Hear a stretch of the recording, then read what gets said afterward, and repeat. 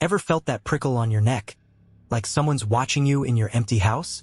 For these 5 women, that feeling wasn't just paranoia, it was their reality. From hidden attic dwellers to mysterious figures caught on security cameras, these bone-chilling true stories will make you question every unexplained noise in your home. Watch until the end. Their discoveries will make your blood run cold. The first alert came at 2:47 a.m. Emma Chen's phone lit up with a notification from her smart home system. Multiple heat signatures detected living room. The security camera feed showed her empty living room, dimly lit by the glow of her design workstation. Nothing moved in the frame, yet the heat sensors insisted 3 distinct thermal signatures occupied the space. As a deaf graphic designer working from home, Emma relied heavily on her sophisticated home security setup. Motion detectors, heat sensors, and cameras covered every corner of her basement apartment, serving as her ears in a world she couldn't hear. Until now, the system had been flawlessly reliable. She ran a diagnostic check, finding no malfunctions. The security company's overnight support confirmed all systems were functioning normally. Emma tried to focus on her deadline, but her eyes kept darting to the shadows at the edges of her vision. By morning, she'd convinced herself it was just a technical glitch, but the incidents continued. Heat signatures appeared in empty rooms, moving in patterns that suggested deliberate exploration.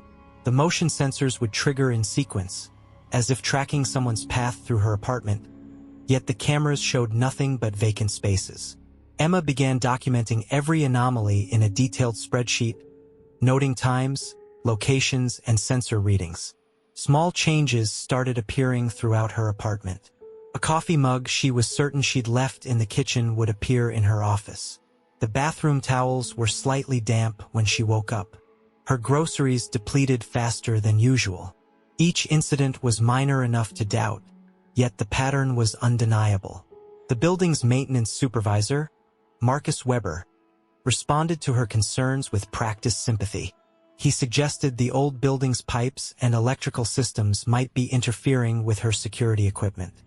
His friendly demeanor and immediate offers to help made Emma feel almost foolish for worrying. After 3 weeks of escalating incidents, Emma contacted the police. Detective Maya Santos arrived, her initial skepticism evident in her cursory examination of Emma's documentation. However, as she reviewed the log of heat signatures and their movement patterns, her expression shifted from doubt to focused interest.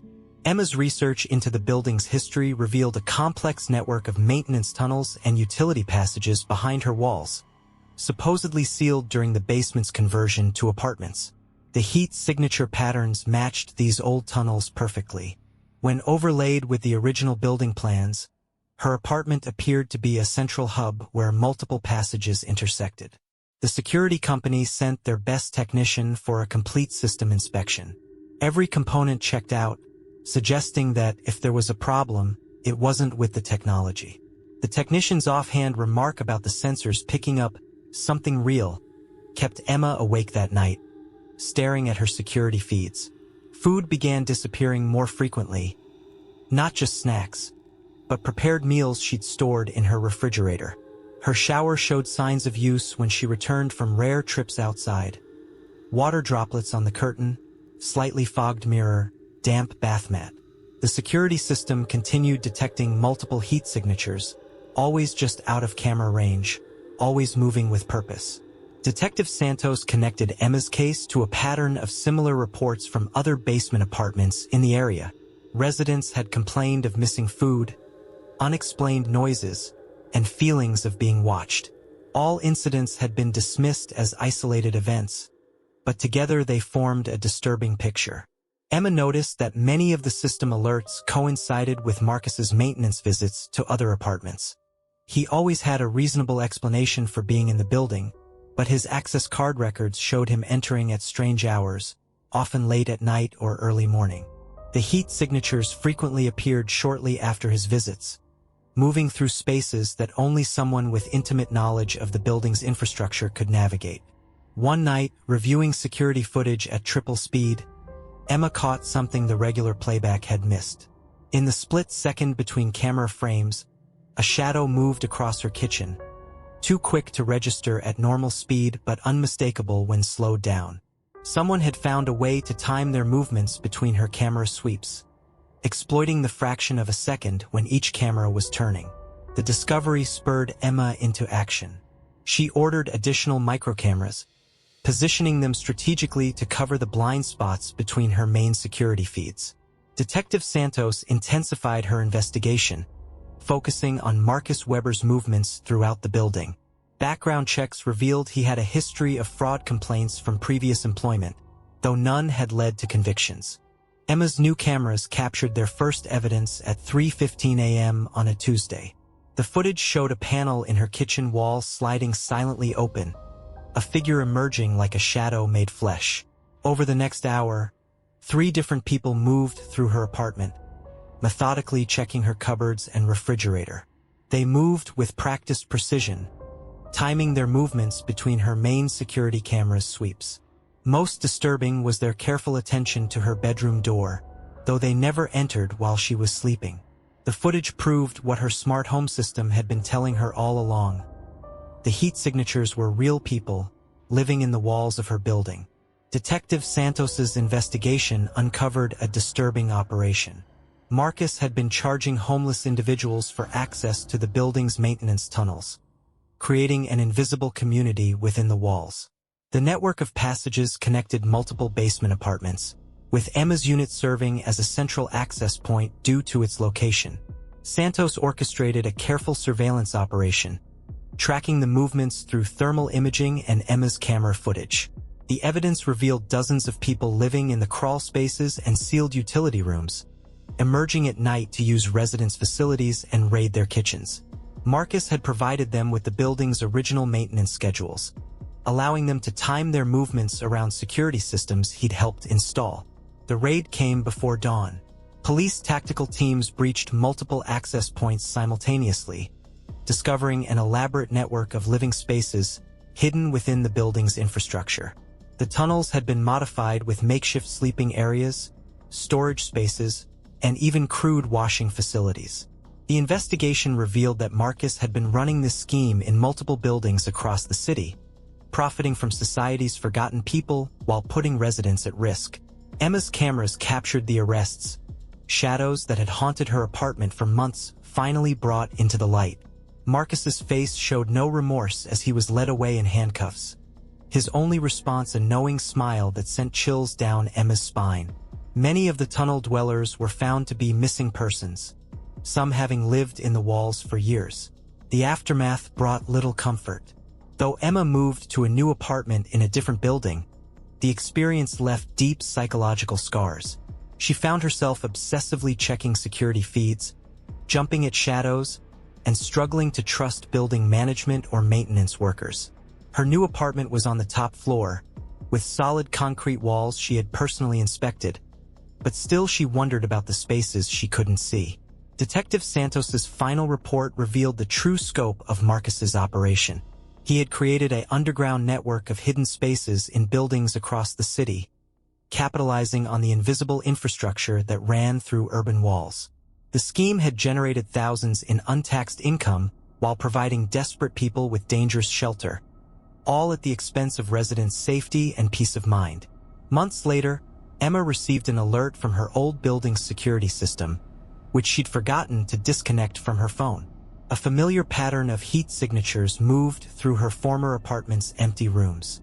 When she contacted Detective Santos, a quick check revealed all known access points remained sealed, all identified tunnel dwellers accounted for.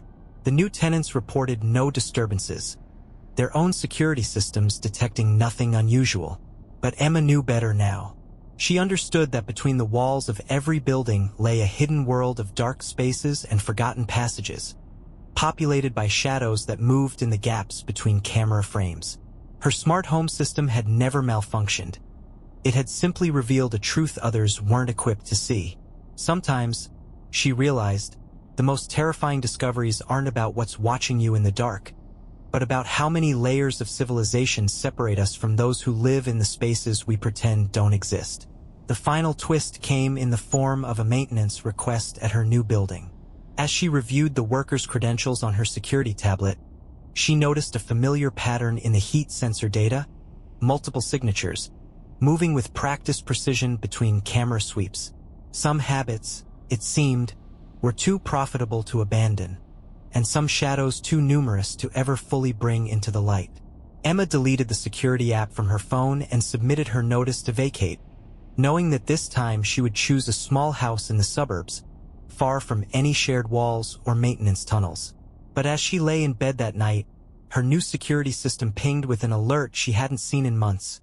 Multiple heat signatures detected, basement storage. Olivia Mitchell's Victorian house stood apart from its neighbors, wrapped in overgrown ivy and afternoon shadows. Like its owner, the house kept its secrets close. Few knew that behind those weathered walls lived one of the country's most successful thriller writers, and fewer still knew why she hadn't stepped outside in 2 years. Her writing room, with its imposing bay window overlooking a neglected garden, had become her entire world. The antique desk, rescued from a local estate sale, sat at a carefully chosen angle. Leather-bound notebooks lined the shelves in meticulous color-coded order. Green for characters, blue for plots, red for research. Heavy velvet curtains hung ready to shut out the world at a moment's notice. The first hint that something was wrong came in an ordinary email from her agent. Buried among routine editorial notes was a question about a chapter Olivia had no memory of writing. She dismissed it initially. Long hours and deadline pressure could explain a forgotten passage. But as she read the mysterious chapter, her hands began to shake.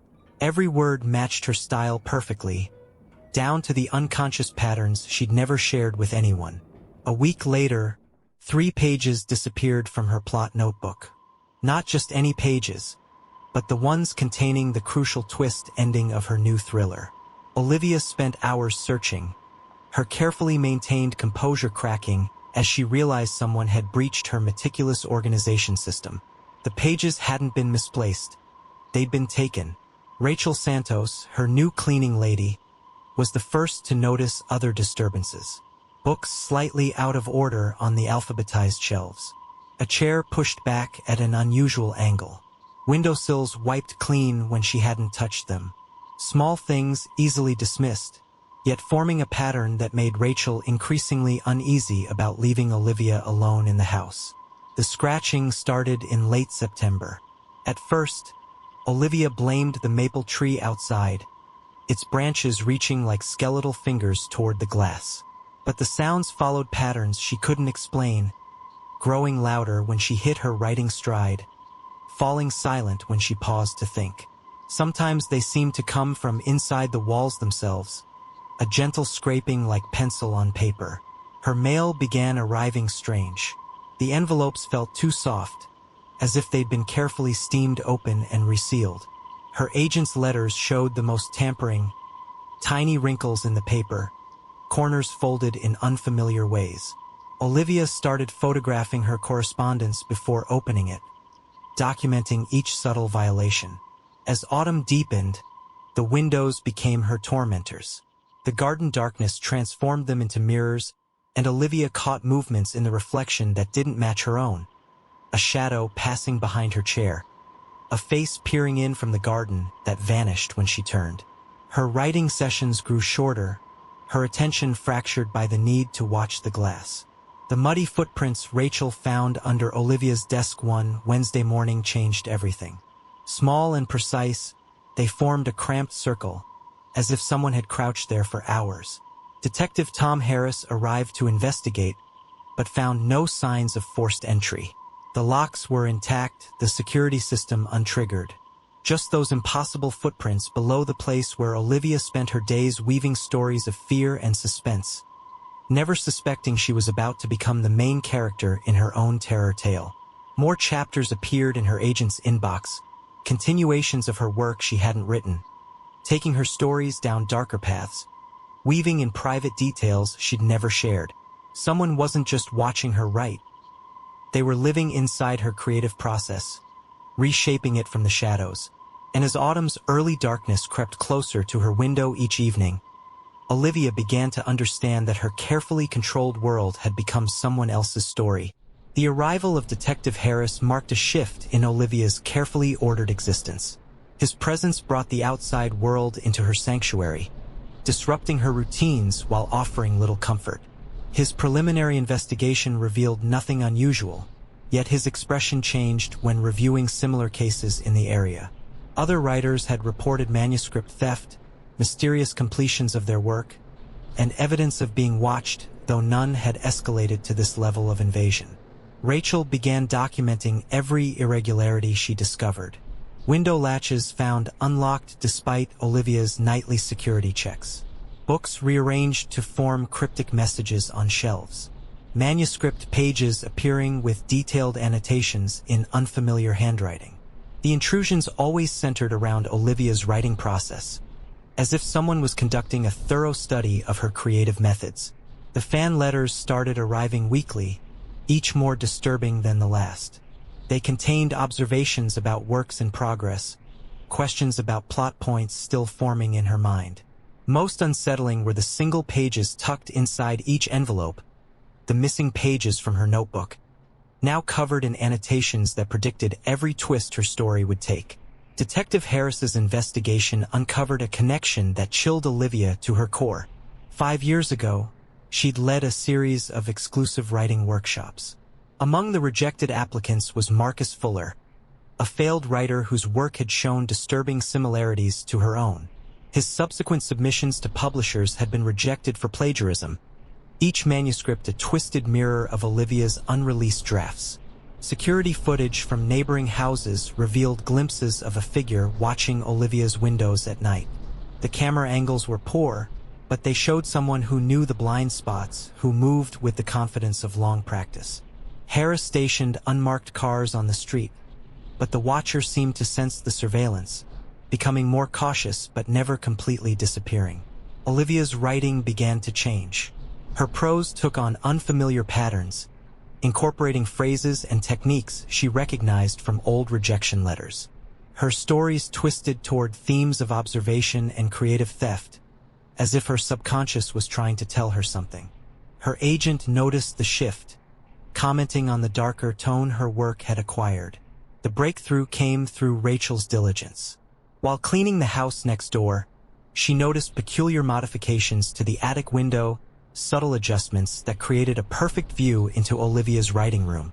The elderly neighbors had been away for months, their house supposedly empty. Detective Harris's search revealed an elaborate observation post, complete with high-powered camera equipment and years' worth of notes on Olivia's daily routines. Marcus Fuller had been living in the neighboring attic for months, meticulously documenting every aspect of Olivia's creative process. His notebooks revealed an obsession with her writing style, believing that by watching her work, he could absorb her talent. The missing manuscript pages were found pinned to his walls, analyzed and annotated until her words became his own. The confrontation forced Olivia to face both her agoraphobia and her stalker. For the first time in 2 years, she had to contemplate leaving her sanctuary.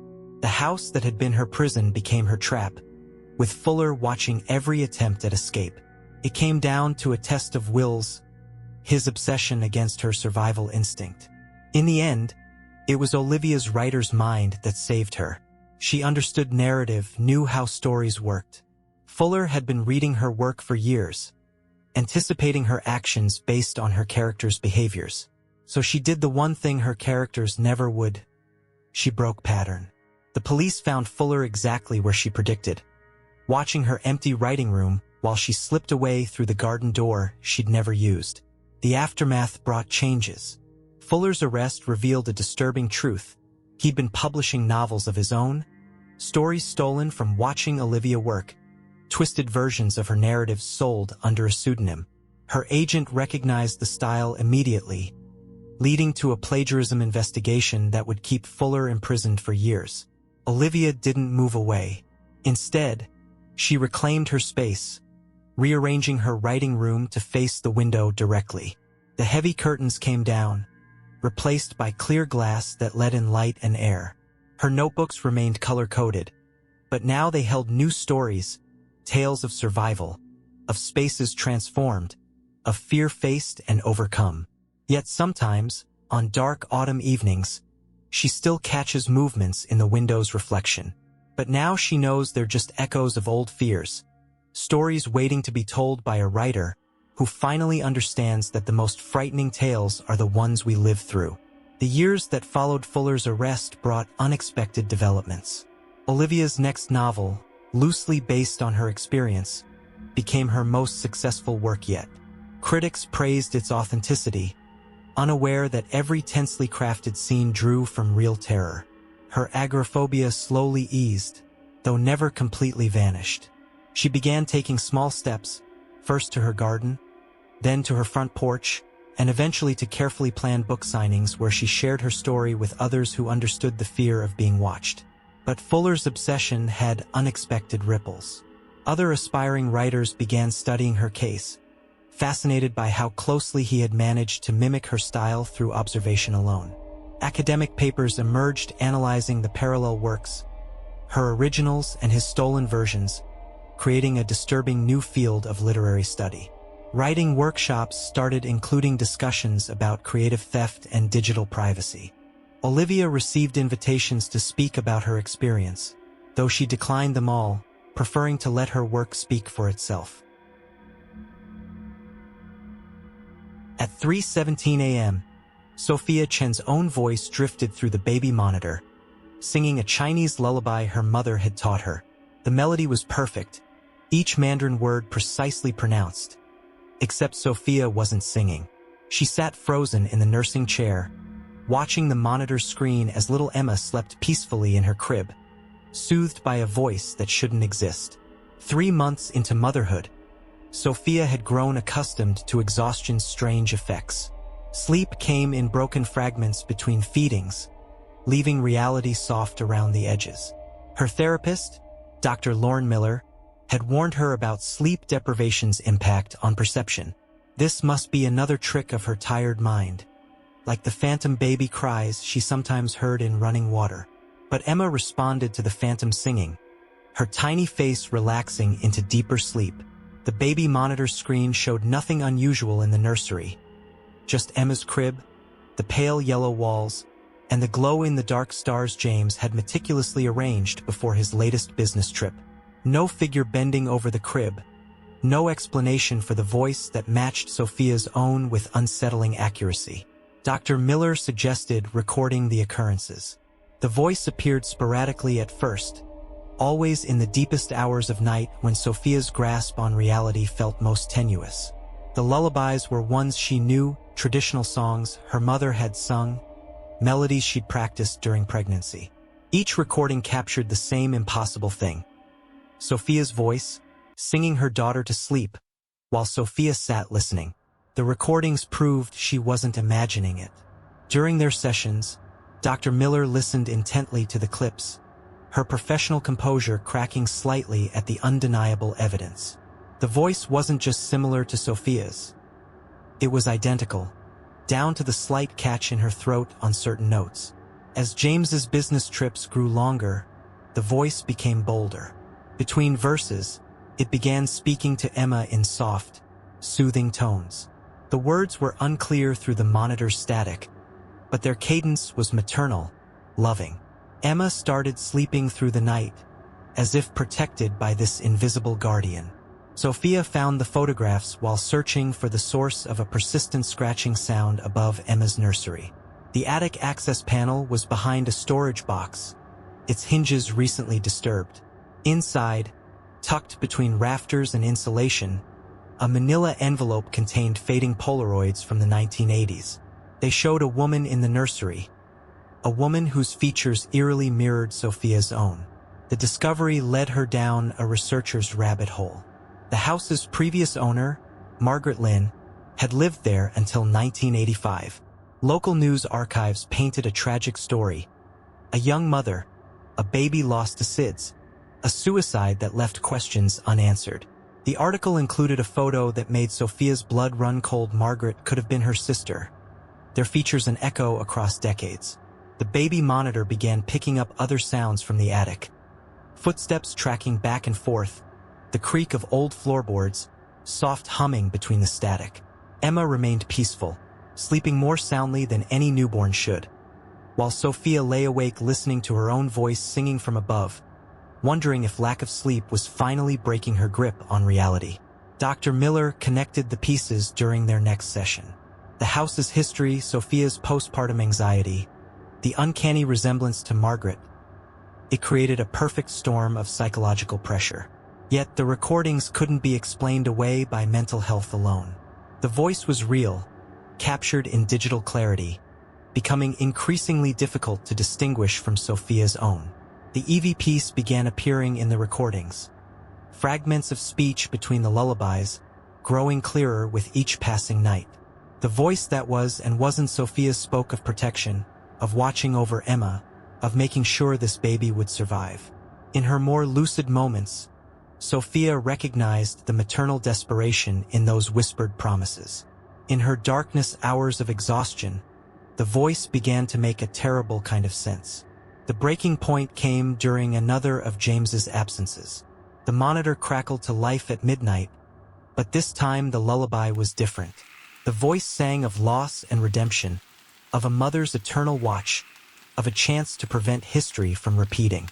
Between verses, it called to Sophia directly, begging her to come upstairs, to understand, to join in protecting Emma from unseen threats. Sophia resisted the call, clinging to Dr. Miller's warnings about postpartum psychosis. But the voice grew more insistent each night, its tone shifting from invitation to urgency. The singing became distorted, the familiar lullabies taking on darker undertones.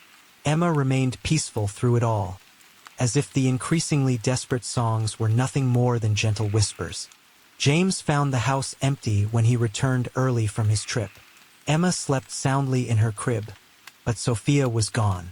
The baby monitor on the nightstand emitted only static, though he could have sworn he heard his wife's voice threading through the white noise, calling from somewhere above. The attic door stood open, spilling decades of darkness into the hallway. Sophia stood at the far end of the storage space, facing a corner where old boxes had been arranged into a crude nursery setting. The air was thick with dust and the remnants of long-ago grief. As James approached, the temperature plummeted, and the baby monitor in his hand erupted with overlapping lullabies, Sophia's voice and Margaret's becoming one in their shared determination to protect. Margaret's presence manifested in the darkness, her form shifting between solid and shadow, her features a ghostly mirror of Sophia's own. The truth emerged in fragments of whispered story, her baby's death, her overwhelming guilt, her desperate leap into darkness. For 40 years, she had watched over each family that moved through her house, but none had awakened her maternal instincts like Sophia, and Emma. None had offered a chance to finally save a child. The ghost's intentions weren't malevolent but born of unresolved protection and love. She had been drawn to Sophia's postpartum fears, recognizing in them her own anxieties from decades past. The lullabies were her way of helping, of ensuring this mother wouldn't fail as she believed she had. Understanding bloomed in the attic's darkness. Sophia saw in Margaret's grief a reflection of her own fears, the terror of inadequacy, the overwhelming responsibility of keeping a tiny life safe. James watched as his wife spoke softly to the space between shadow and light, offering forgiveness to a ghost who had only wanted to be the mother she couldn't be in life. Peace came gradually. Margaret's presence remained, but the desperate edge left her lullabies. The baby monitor still occasionally caught snippets of singing from the attic, but now it was a duet, two mothers sharing ancient songs of comfort and protection. Emma grew into a happy, secure baby, watched over by both the living and the dead. Dr. Miller helped Sophia process the experience, integrating it into her understanding of motherhood and healing. The therapist's clinical training struggled with the supernatural elements, but she couldn't deny the positive change in her patient. Sophia's postpartum anxiety eased as she accepted that motherhood meant joining a long chain of women who understood the depth of maternal love and fear. The attic remained a sacred space, its door now left slightly ajar. Sophia would sometimes sit at the top of the stairs, sharing her daily struggles and joys with the presence that had become part mentor, part guardian angel. Margaret's grief had transformed into a fierce protective love that extended to both mother and child. James adapted to their unusual household arrangement, finding comfort in the extra layer of protection surrounding his family. The sound of two voices singing his daughter to sleep became normal, a reminder that love transcends the boundaries between life and death. Years later, Emma would ask about the lady who sang with Mommy, the one she could sometimes see watching from the attic door.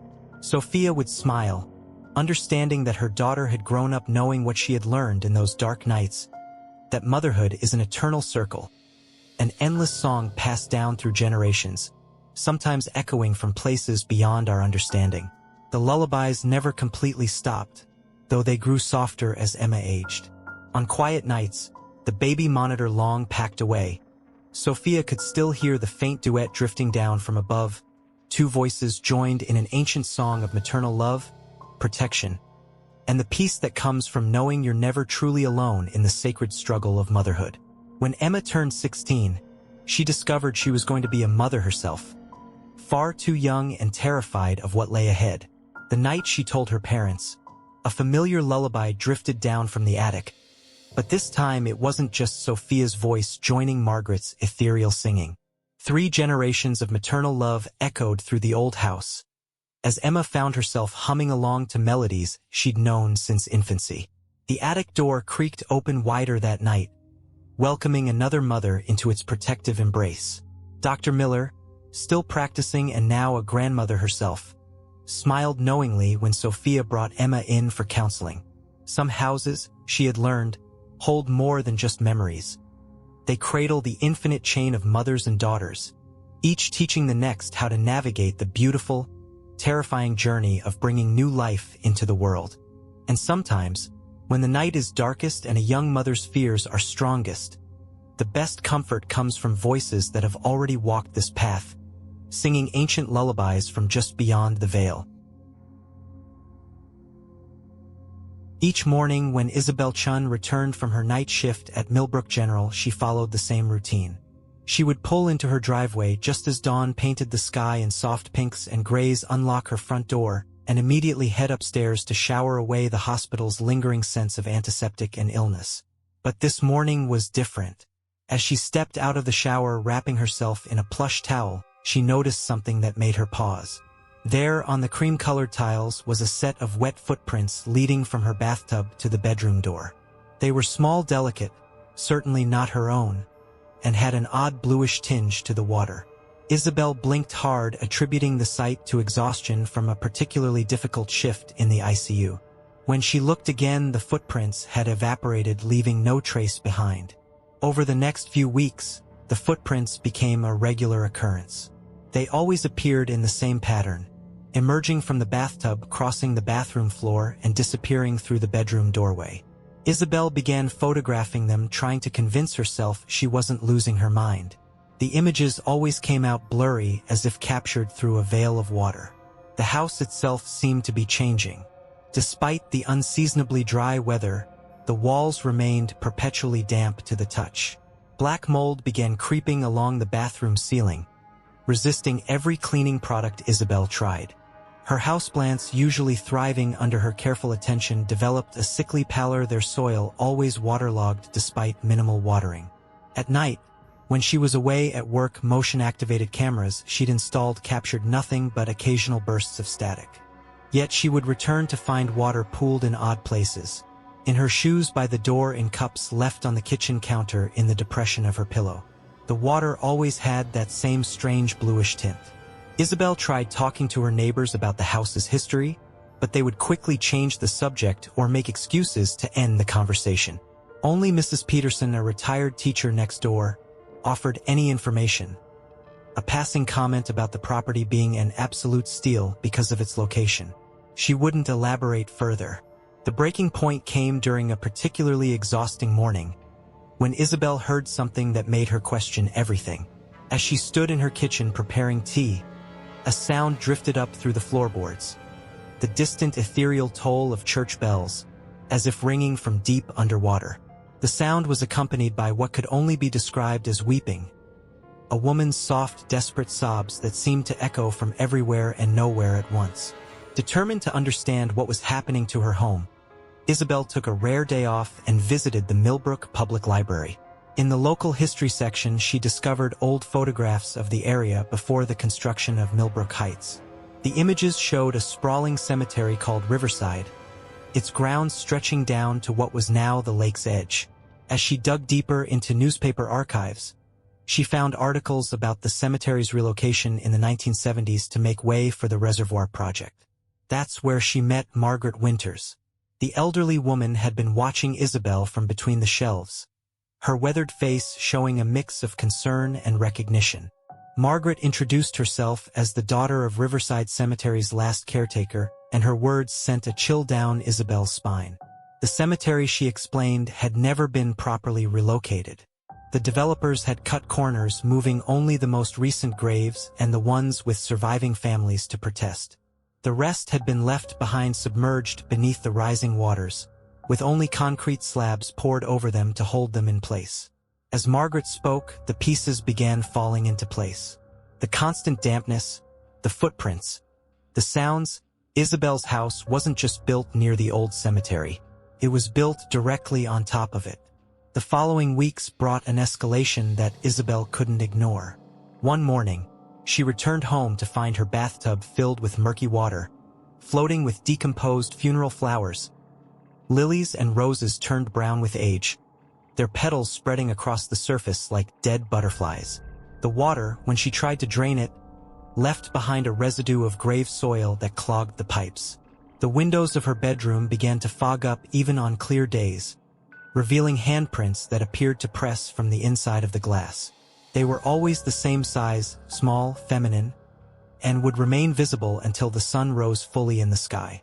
Isabel started sleeping on her couch during her off days, unable to shake the feeling of being watched in her own bedroom. A heavy rainfall brought the most disturbing development yet. Water began seeping up through her basement floor, bringing with it fragments of old headstones. The pieces were weathered smooth by decades underwater, but some letters remained visible. One fragment clearly showed the letters Collins, and below it, a partial date that ended in 1972. Margaret Winters, who had become an unexpected ally in understanding the haunting, recognized the name immediately.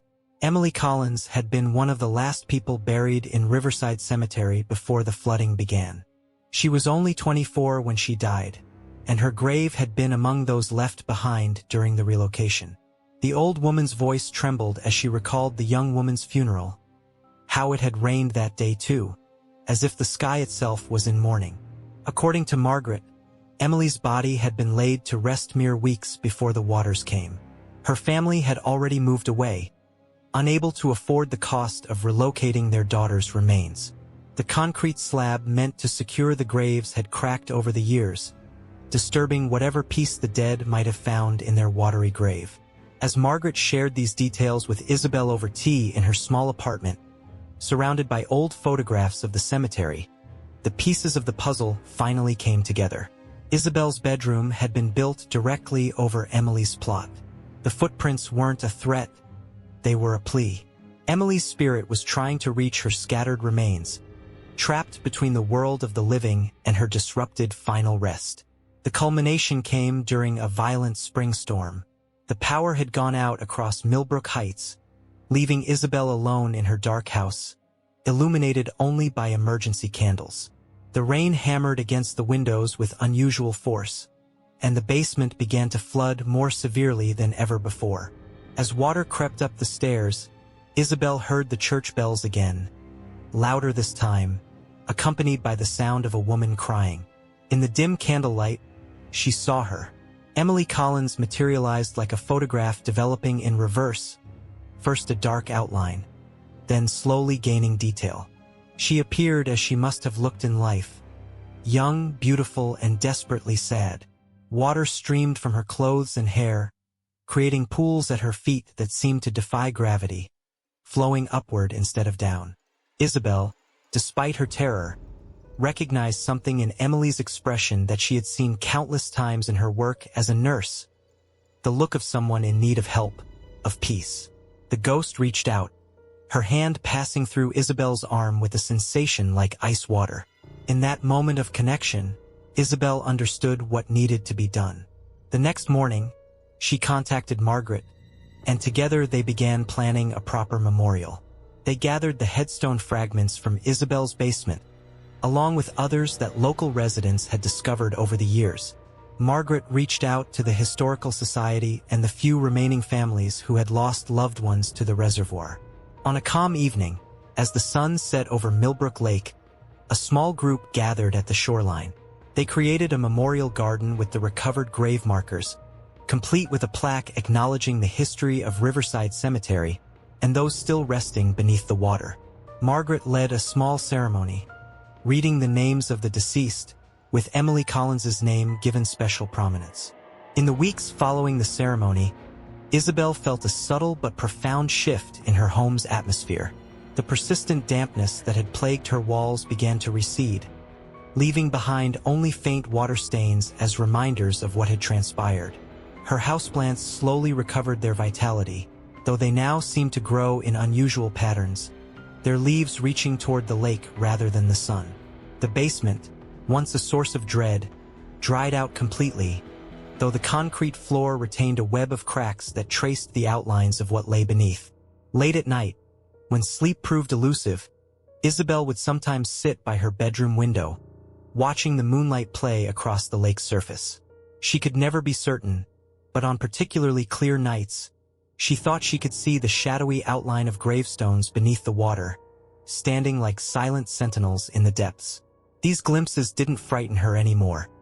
Instead, they served as a reminder of the delicate balance between the world of the living and the resting place of the dead.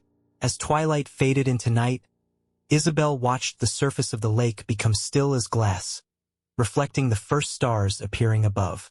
The dampness in her house gradually subsided, and the footprints never appeared again. Sometimes, on particularly quiet nights, she thought she could still hear the distant toll of bells from beneath the water, no longer mournful, but peaceful, like a lullaby for the dead finally allowed to rest. The autumn wind shook Margaret Wilson's new windows, making her pause as she sorted through another moving box. This single-story house felt alien compared to the home where she and Richard had grown old together. At 72, the idea of starting fresh seemed almost cruel. Yet here she was, surrounded by cardboard boxes and memories that wouldn't stay packed away. She never wanted the security cameras. Claire had pushed the idea for weeks, wearing her down with those worried looks and careful reminders about crime rates and aging parents living alone. When the installation team left that afternoon, Margaret found herself staring at the black devices now watching her from various corners. They reminded her of beady eyes, making her home feel more like a cage than a sanctuary.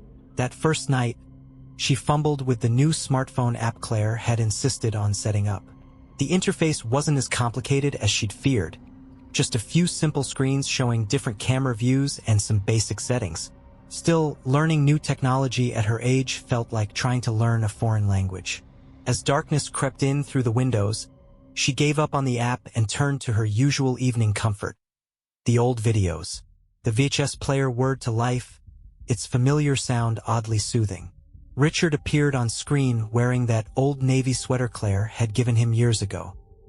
He'd worn it so much the elbows had gone thin and the cuffs had started unraveling, but he'd refused to throw it out.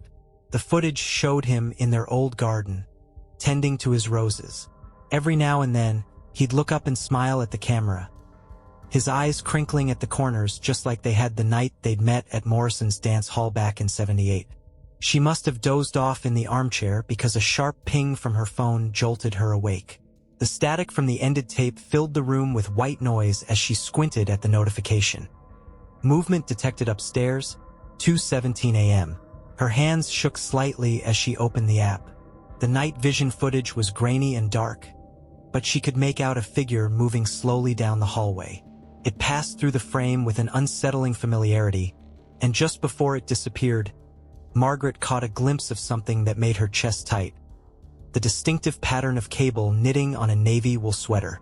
Strange things started happening around the house after that night. One morning, she found Richard's reading glasses on the kitchen counter, though she distinctly remembered leaving them on his bedside table, her small shrine to his memory. His old leather armchair, the one she couldn't bring herself to sell, seemed to shift positions between nights, as if someone had been sitting in it. Most unsettling were the occasional whiffs of pipe tobacco that drifted through empty rooms. Even though she'd packed Richard's pipes away in boxes meant for the attic, she began checking the security footage compulsively each morning. The figure appeared more frequently now, always wearing what looked like Richard's sweater, moving with that same slight shuffle he'd developed in his final years. When Claire visited and Margaret tried to explain, her daughter's face clouded with that special kind of worry reserved for aging parents. The gentle suggestion that grief might be playing tricks on her mind felt like a slap in the face. The real shock came when she finally worked up the courage to sort through the donation boxes in the garage. The one containing Richard's clothes had been disturbed. The navy sweater, which she specifically remembered folding on top, her hands lingering over the worn wool, was gone. All that remained was a faint trace of tobacco and questions that made her doubt her own mind. The security footage began to consume Margaret's days. She found herself rewinding and replaying each nighttime appearance, studying the familiar way the figure moved through her halls. The resemblance to Richard's gait was uncanny, that slight favor to the left hip, the way the right hand would trail along the wall. It was the kind of detail her grieving mind couldn't have invented. She was sure of it. Claire's visits became more frequent, always arriving with grocery bags and concerned glances. She'd hover in the kitchen, rearranging things that didn't need rearranging, suggesting doctors and grief counselors with careful words. Margaret stopped mentioning the figure in the sweater, tired of seeing that look of barely concealed worry on her daughter's face.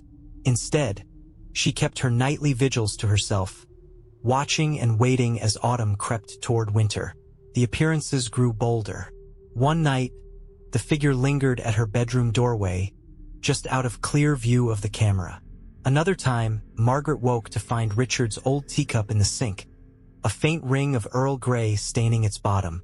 The scent of pipe tobacco grew stronger, no longer just a hint, but a persistent presence that followed her from room to room. Sleep became elusive. Margaret found herself sitting up in Richard's leather armchair until dawn, watching the security feed on her tablet with raw, tired eyes. The house creaked and settled around her, its unfamiliar noises amplified by darkness and solitude. Sometimes she thought she heard footsteps, soft and measured, in rooms where the cameras showed nothing at all. The breaking point came on a particularly bitter November night.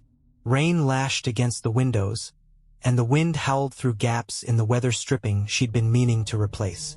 The security app pinged just after midnight movement in the living room. Margaret's hand trembled as she pulled up the feed, her breath catching at what she saw. The figure stood in full view of the camera, no longer just a passing shadow.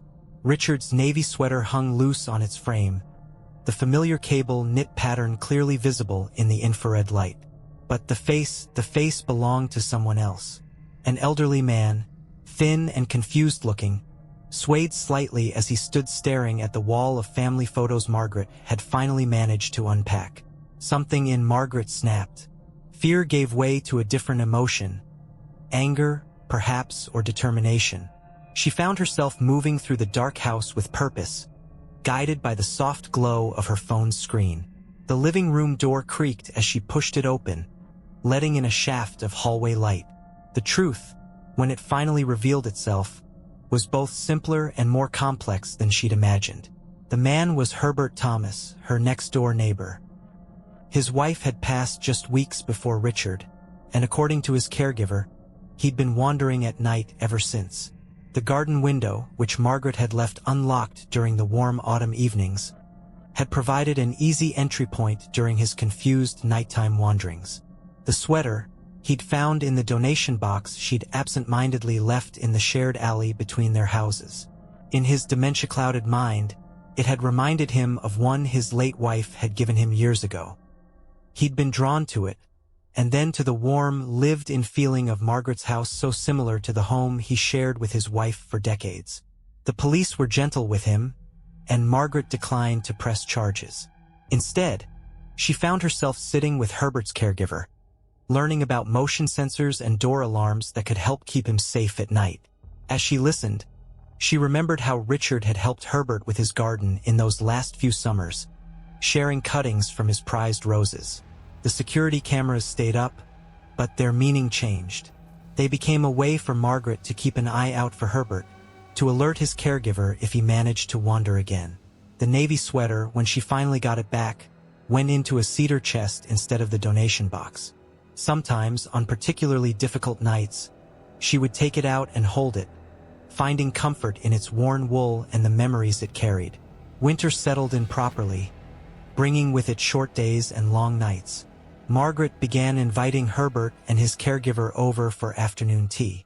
They would sit in the warm kitchen, Herbert sometimes present enough to share stories of his late wife, other times lost in his own world. Margaret found an unexpected solace in these visits, in sharing space with someone who understood the particular weight of absence. Claire was skeptical at first, but even she had to admit that her mother seemed more grounded now. The house began to feel less like a museum of loss and more like a home again.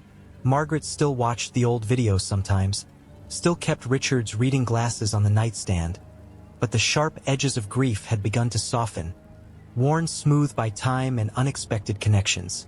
At night, when the security app pinged with motion alerts, Margaret would check it calmly, knowing she might see a neighbor's cat crossing her porch or leaves blowing past in the wind.